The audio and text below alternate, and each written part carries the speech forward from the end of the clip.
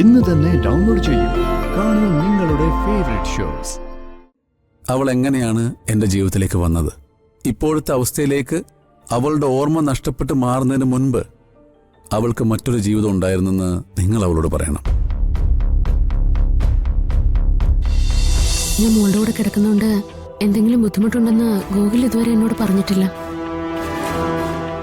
അത് മാത്രല്ല, ഞാനില്ലാതെ ഒറ്റയ്ക്ക് മോൾ ഇവിടെ കിടക്കുകയില്ല. മോളെ, അമ്മയ്ക്ക് മോളോട് പറഞ്ഞു തരുന്നതിൽ ചില പരിമിതികളൊക്കെ ഉണ്ട്.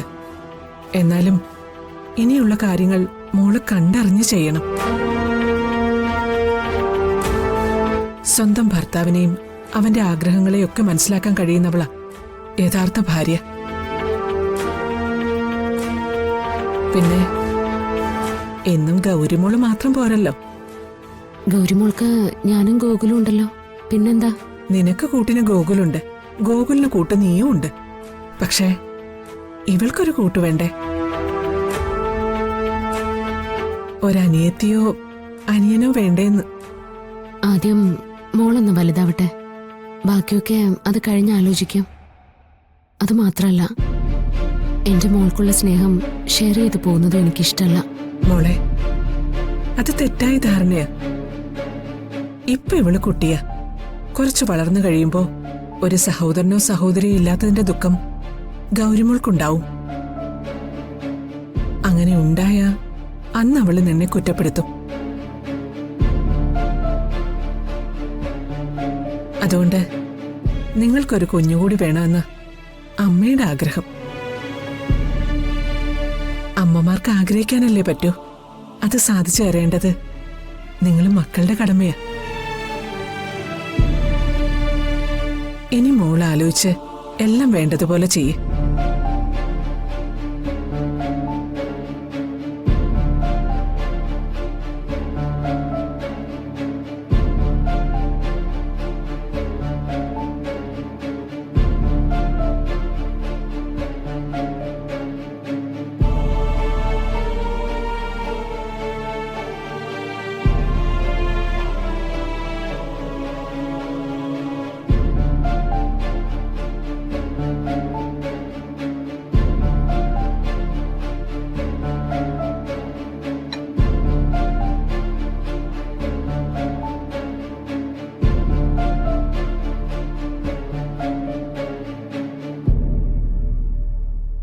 എല്ലാ ദിവസവും ഇങ്ങനെ പാതിരാത്രി വരെ ജോലി ചെയ്താ എങ്ങനെയാ ശരിയാവുന്നത് മോനെ?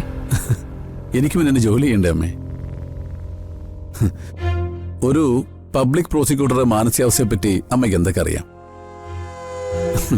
എവിടെയെങ്കിലും ഒരു ചെറിയ പിഴവ് പറ്റിയാൽ മതി, നാളെ സർക്കാരും മാധ്യമങ്ങളും എല്ലാവരും കൂടി എന്നെ എടുത്തിട്ട് അലക്കും. സർക്കാരിന് വേണ്ടി കേസ് വാദിക്കേണ്ട ആളാണ് പബ്ലിക് പ്രോസിക്യൂട്ടർ. നിന്റെ ജോലിയുടെ കാര്യമല്ല ഞാൻ പറഞ്ഞത്. പിന്നെ കോടതിയിൽ നിനക്ക് കേസ് വാദിക്കാം, ജയിക്കാം. പക്ഷേ അത് മാത്രം മതിയോ? സ്വന്തം ജീവിതത്തിൽ കൂടി ജയിക്കണ്ടേ? കുടുംബത്തിൽ തോറ്റുപോയിട്ട് പിന്നെ മറ്റെവിടെ ജയിച്ചിട്ട് എന്താ കാര്യം? അമ്മ എന്താ പറഞ്ഞോണ്ട് വരുന്നത്? ആ, ഉറങ്ങുന്നവരാണെങ്കിലേ വിളിച്ചുണർത്താം. ഉറക്കം നടിച്ച് പുതച്ചു മൂടിക്കിടന്ന എന്തു ചെയ്യും?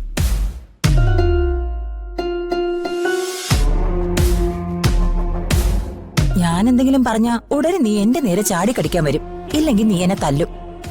ഞാനെന്തിനാ വെറുതെ നിന്നെ തല്ലു മേടിക്കുന്നേ? നിങ്ങൾക്ക് രണ്ടുപേർക്കും ഇപ്പൊ എന്താ പ്രശ്നം? ഞാൻ ഇവിടെ നിന്ന് ജോലി ചെയ്യുന്നതാണോ? അത് തന്നെയാ പ്രശ്നം.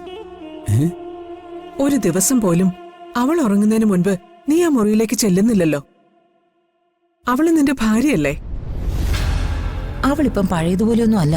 നിന്നെ വലിയ കാര്യമാ. ആശുപത്രിയിൽ നിന്ന് വന്നതിന് ശേഷം അവൾ ആകെ മാറി. നിന്നോട് കൂടുതൽ കൂടുതൽ അടുത്ത് ഇടപഴകാൻ ശ്രമിക്കുന്നതും നിന്നെ മനസ്സിലാക്കാൻ ശ്രമിക്കുന്നതും ഞങ്ങളെ കാണുന്നുണ്ട്. ഇപ്പൊ അത് കണ്ടില്ലെന്ന് നടിക്കുന്നത് നീ മാത്ര. എത്ര നാള് നീ ഇങ്ങനെ കണ്ടില്ല കേട്ടില്ല എന്ന് വെച്ച് ജീവിക്കും? അവളും ഒരു പെണ്ണല്ലേ? നിന്റെ കുഞ്ഞിന്റെ അമ്മയായിട്ട് ജീവിക്കുന്നവളല്ലേ? അവളുടെ മനസ്സിലെ ആഗ്രഹങ്ങളെ നീ കണ്ടില്ലെന്ന് നടിക്കരുത്. അവളെ ഇനി ഒഴിവാക്കുകയും ചെയ്യരുത്.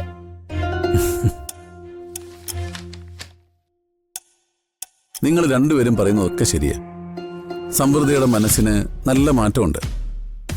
എന്നോടും പഴയതിനേക്കാൾ കൂടുതൽ സ്നേഹം പ്രകടിപ്പിക്കുന്നുണ്ട്. ഞാനതൊന്നും അറിയാഞ്ഞിട്ടല്ല, മനസ്സിലാക്കാഞ്ഞിട്ടുമല്ല. എന്റെ മനസ്സും ഇപ്പോ സമൃദ്ധിയുടെ പഴയ പോലെ അല്ല. എന്റെ ഭാര്യയായി അവളെ കാണാനുള്ള ഒരു മാനസികാവസ്ഥ ഇപ്പോൾ എനിക്കുണ്ട്. പക്ഷേ അതുമാത്രം പോരാ. പിന്നെ എന്തു വേണം? നിന്റെ മനസ്സിൽ അവളോട് ഇഷ്ടമുണ്ടെങ്കിൽ പിന്നെ എന്തിനാ ഇനിയും താമസിപ്പിക്കുന്നത്? ജീവിതത്തിലെ നല്ല സമയങ്ങള് ഇപ്പൊ കളഞ്ഞാലേ പിന്നെ ഒരിക്കലും അത് തിരിച്ചു കിട്ടില്ല. എന്റെ അനുഭവം കൊണ്ടാ ഞാൻ ഇതൊക്കെ പറയുന്നേ. നിന്റെ സഹോദരിയാണെങ്കിലും ഞാനും ഒരു പെണ്ണാ. സമൃദ്ധയുടെ മാനസികാവസ്ഥ അതെനിക്കും അമ്മയ്ക്കും പെട്ടെന്ന് മനസ്സിലാവും. അതൊക്കെ ശരിയായിരിക്കാം. പക്ഷേ ഒരു കാര്യം മാത്രമാ എനിക്കിപ്പോഴും ആക്സെപ്റ്റ് ചെയ്യാൻ പറ്റാത്തത്. എന്താ അത്? സ്വന്തം ബോധ്യത്തിന്റെയും മനസ്സിലാക്കലിന്റെയും അടിസ്ഥാനത്തിൽ ഒരാൾ നമ്മളെ സ്നേഹിക്കുന്നതും സ്വയം അറിയാതെയും ഓർമ്മകളില്ലാതെയും ഒരാൾ നമ്മളെ സ്നേഹിക്കുന്നതും രണ്ടും രണ്ടാണമ്മേ. പൂർണ്ണമായും അവൾ ആരാണെന്ന് മനസ്സിലാക്കിക്കൊണ്ടാണോ സമൃദ്ധി ഇപ്പൊ എന്നെ സ്നേഹിക്കുന്നത്? ഇത്രയും തന്നെ അവളെ എത്തിക്കാൻ പെട്ട പാട് ഞങ്ങൾക്ക് രണ്ടുപേർക്കും അറിയാം. അറിഞ്ഞാലും ഇല്ലെങ്കിലും അവള് നിന്നെ സ്നേഹിക്കുന്നുണ്ടല്ലോ. അതല്ലേ വലിയ കാര്യം. അമ്മേ, മകനൊരു കുടുംബം വേണം, മകൻ നന്നായിട്ട് ജീവിക്കണം എന്ന് ഏതൊരു അമ്മയും പോലെ എന്റെ അമ്മയെ ആഗ്രഹിക്കുന്നുണ്ടെന്ന് എനിക്കറിയാം. അതിലൊരു തെറ്റുമില്ല. പക്ഷേ നാളെ ഒരു കുറ്റവാളിയെപ്പോലെ എനിക്ക് അവളുടെ മുമ്പിൽ നിൽക്കേണ്ടി വരരുത്. അതൊരു ഭർത്താവെന്ന നിലയിലും മനുഷ്യനെന്ന നിലയിലും എന്റെ തോൽവിയായിരിക്കും. ഞാൻ പറയുന്നത് എന്താന്ന് വെച്ചാ, അവക്കിപ്പോ പഴയതൊന്നും ഓർമ്മയില്ല. അവൾ ആരാണെന്നോ അവളുടെ ജീവിത പശ്ചാത്തലം എന്താണെന്നോ ഒന്നും. ഒരു പക്ഷേ നമ്മളോ അവളും ഇനി അതൊന്നും അറിയില്ലായിരിക്കും. സമൃദ്ധി ഇപ്പോൾ വളരെ നോർമലാണ്. എന്നാലും അവളൊരു കാര്യം അറിയണം.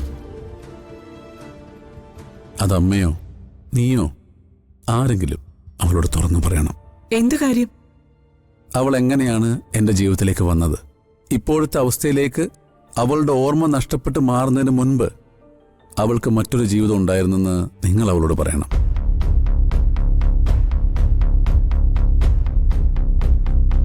ഇരുളിലാണ്ടുപോയ കഴിഞ്ഞ കാലം മറച്ചു വെച്ചുകൊണ്ടല്ല, ആ സത്യം സ്വയം തിരിച്ചറിഞ്ഞ് അതിനെ മറികടന്ന് വേണം ഞങ്ങൾക്കൊരു ജീവിതം ആരംഭിക്കാൻ. എല്ലാം തുറന്നു പറഞ്ഞ അത് മനസ്സിലാക്കാനും പൊരുത്തപ്പെടാനും ഒക്കെ കഴിയുമെന്ന് എനിക്ക് ഉറപ്പുണ്ട്. നിങ്ങൾക്ക് പറയാൻ വയ്യെങ്കിൽ ഞാൻ തന്നെ അവളോട് പറയാം.